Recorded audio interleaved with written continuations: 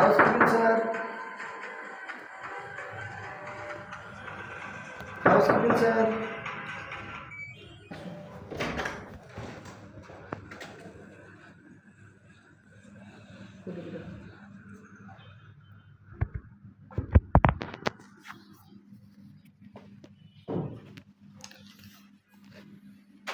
আসসালামু আলাইকুম।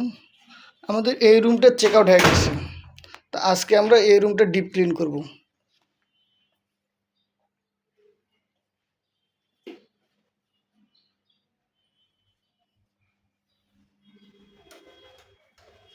এটা হচ্ছে আমাদের হোটেলের ওয়াশরুম।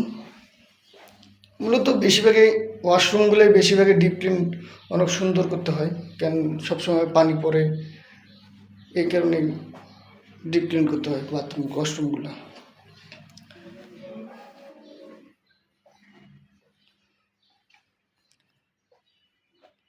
লাইক করবেন, শেয়ার করবেন, কমেন্ট করবেন, সাপোর্ট করবেন।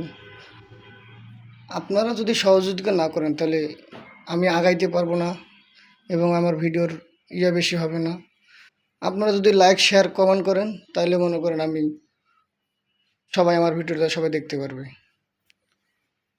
সবাই দোয়া করবেন আমার জন্য, আমিও আপনাদের জন্য দোয়া করব।